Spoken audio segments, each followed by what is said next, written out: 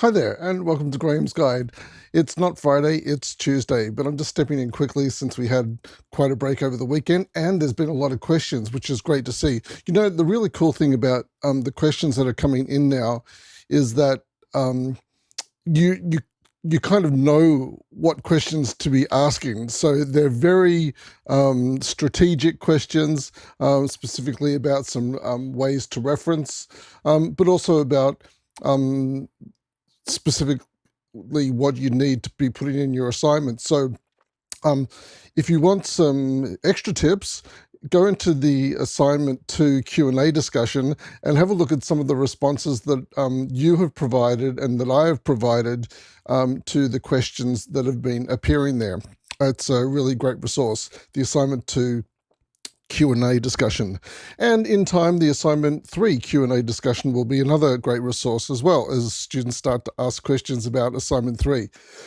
So I've got a couple of things. So after reading all the posts this morning and reading through the questions that I've had through email and the Canvas Messenger, I'm going to approach these 3 topics you can see here. Codes and research, citing and referencing, and the collaborate recording. I might get the collaborate recording out of the way first. So how to find the collaborate recording? Well, an easy way, let me just open up the discussions. An easy way is just go here to the Collaborate Hub, which is the second discussion forum. And in here, I've provided links to the Collaborate session recordings. So that's probably the easiest way to find them. But if you want to go via the Collaborate tab here on the left, just click on Collaborate. This will open up the Collaborate app. But if up here, there's what's called a hamburger menu, these 3 layers. And if you click on this and then click on recordings, you'll find the Collaborate recordings here as well. So this bottom one here is the first session that we did. And then the Collaborate session 2, there are 2 recordings for it. There's a part 1 and part 2. So you can see those here. And then after we have the Collaborate session for assignment 3, you'll also find the assignment 3 Collaborate recording here as well. So that gets the Collaborate recordings out of the way. Let's go to the next one up, actually, citing and referencing. So for this, I'm going to direct you to the Swinburne Library because that's really the best source for how to cite and reference your sources. How do we get there? Well, an easy way of getting to the library, just use this menu here on the left, click on library, this link pops up, click on this link and that takes you directly to the Swinburne Library webpage. Now let's scroll down here to referencing guides. And there are 4 main guides here. AGLC, which you won't be needing in this unit. APA, many students are using APA to use referencing, and Swinburne Harvard style guide is here as well. And there's a link here actually to Endnote. Endnote is a piece of software that assists you with citing and referencing in your, well, there are two aspects of Endnote. One is it's a standalone list of all your references, but the other thing it can do is it does this thing that's called cite while you write. So you can be in a Word document and you could be writing your essay in the Word document, and then you can insert a citation to a source, and it will insert the citation in the correct format for whatever referencing style you're using. It also adds that reference to the end of your document to start your reference list. I've been using Endnote for more than 20 years. I love Endnote. I highly recommend Endnote. So that might be something that you want to have a look at. But what I'm doing, I'm digressing because what I'm supposed to be talking about now is referencing. So let's just go have a quick look at a couple of the features that are offered here. So if we go into the APA first, click on Find Out More. And here there are 3 links that are often overlooked. I'm going to click through each one quickly. This one is about inserting in-text citations. So I open that in a new link. And it has a whole lot of information here about how to insert in-text citations. The second one is creating your reference list. So just in here, obviously, that's going to be about how to create your reference list from the sources that you've cited within your text. So there's some, these are great resources. I'm not going to go through all these resources. You can explore those, but they are great resources. And finally here, the APA style blog. I'm always using the APA style blog. I really like it. So if I just click through to this, it has a whole lot of, frequently asked questions and answers here. But if you click on this search up here, if I want to know how to cite secondary sources, or well, there's one, how to cite a web page. This is a search that I've already done before. And click on enter. And so this first one, how do you cite website material when there's no author? That's not exactly the one we're looking for. But we'll click on that. And if you click on that, it takes you through and it shows you how to cite a website where you can't find an author for the website. So that's a great resource in the APA section of the Swinburne Library. There's another thing here called Academic Writer. I also like this. Okay, I'll give you a very quick demonstration of how to use Academic Writer. It wants to, what does it want to do? Open your Microsoft Authenticate. Wants me to authenticate. This is annoying. Approve, sign in. Sorry, I'm having to go on my phone and approve my sign in. Approve, so it will let me in. Now, that should happen automatically. Yes, it is. Yay. Okay, that was kind of annoying. All right, so in Academic Writer, which is a service provided by APA, I believe, click on Learn. And I've already done searches here before as well. So if I click on this search, you'll see that I've previously searched for secondary sources and citing a website. So let's look at secondary sources this time, because I actually had a question about how to cite a secondary source.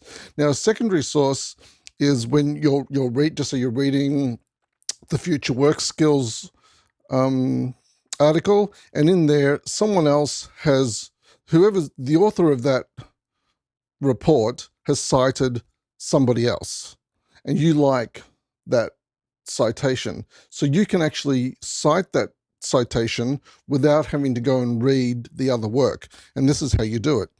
I'm going to click on Cite Secondary Sources. It's going to bring up information about how I do that. Just click on that link. And now there's a very short course in how to cite secondary sources. It provides an overview here. It says what it is. So secondary sources are sources that discuss or cite material originally presented in another primary source. And then if you click through this, it then describes what it is. It says a secondary source is one that discusses or cites material that was originally presented in another source. The original source is called the primary source. And it shows you how to go through and do that. Now, if you keep on clicking through this, it shows you exactly how to do it. So in this case, there's the example, but I digress. Citing secondary sources is not something you will do very often, but you can see here how easy you can access that information. Let me go back to the Swinburne Library again, and down here to references, because I want to show you an example of the resources for Harvard as well. So that's where we were. We were in APA, but now let's go down here to Harvard. And if I click on here, find out more, this takes me into some short guides for Harvard style referencing. But if you scroll down past all that, it provides some examples of how to reference. So if you click on this, it shows you example of how to do an in-text reference. The formatting, click on that. So here's examples of what an in-text reference looks like. Dawkins 12, and it showed you how to do it if you're using a direct quote. It also prefers you to include the page number. So that's how you would include the page number in your in-text citation. Another example is down here. If you want to cite, say, another source, and reason why I mentioned this one is because someone asked me how to cite a code of ethics. This is a professional standard document. So if you go into other sources, down here, it talks about how to cite a standard, a professional, well, I said a professional standard, but it could be any kind of standard document. And that could be, and in the case here, I think they've used Australian standards. So it just says here, you just go by what it says here. This is how you would do it. You list the author, the year of publication, the title. If the standard has a number, you would include the standard number, and then where the source is located. So in this case, the author is Standards Australia. The year of publication is 2020. The title is risk management techniques. And this particular document has a standard number. So we've included that standard number as well. There won't always be a standard number. So if there's not a standard number, you just don't include it. And this is where the standard is located in Tech Street Enterprise. That's the library database. So that shows you how to format the reference for a standard. And a code of ethics is a standard. It's a professional standard, same as a code of conduct is a professional standard. Now, this may be more information that you really want to hear right now because it can get confusing, but we're only at week 6. We don't expect you to know how to do any or all of this, but if you would like to practice your referencing, then the discussion boards is a great place to practice your referencing. So you could you could mention a code of ethics, and then you could attempt to provide the correct formatting for your code of ethics, and I will correct it for you or give you some feedback on how you've cited or how it could be cited. So that's a great use of the discussion boards. Going into the discussion boards, practicing your citing and referencing, people have already been doing that, but from week 6 from now, I will also be providing some feedback on your citing and referencing in the discussion boards. So feel free to practice your citing for. And the great thing is that it's not marked. So you can cite and reference in the discussion boards, get it right or wrong, and it won't matter. It won't go towards your marks at the end of this semester, but you will get feedback, and that's a great resource. And not only feedback from me, but you can also get feedback from your fellow students as well. Okay, so last on my list was, well, actually it was first on my list, codes and research. So codes of conduct. How can you find codes of conduct for your area? Well, I would just go to Google. Let me, as a starting point anyway. So let me go to a Google page, and here I could do a search for code of ethics teaching, and it's got some here, but I'm going to say, where am I? Queensland. Let's see what we can find for Queensland. There we are. Code of Conduct, Queensland. Oh no, we want one for teachers. I'm just going to finish this, typing it out rather than use the text that Google is asking me for. I'm just going to add an S to ethics and press enter. And so the top result here is Code of Ethics for Teachers Queensland. So if we click on that, we've got a document here that may help us with answering the assignment 2 if you're looking at the case study on teaching. This might be, if you're in Queensland, this might be a code of ethics that can help you answer the assignment 2 question on the ethical issue. Okay, that's probably more than enough for me. I hope that's been helpful to you. If you have any other questions about any of these issues, so I've looked at codes of conduct and how you can research for a code of conduct, citing and referencing, and the best place for that is in the Swinburne Library to get tips and guides. And also we looked at how to find the collaborate recordings.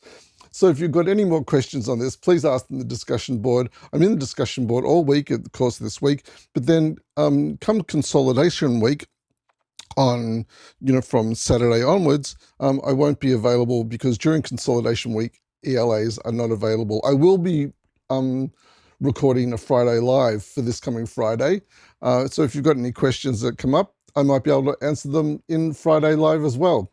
Thanks for joining me and welcome back from Easter holiday or from whatever break you are having, because there were quite a few holidays. Ramadan is also happening, and I can't think, what's the other one? Hanukkah was happening as well as Easter. There's all sorts of celebrations occurring, secular and non-secular. We enjoyed them as we should enjoy them all, shouldn't we? Whatever occasion is occurring, we should be able to celebrate together. I'm probably babbling now, so I'm going to finish. Alrighty. See you in the discussions. Bye for now.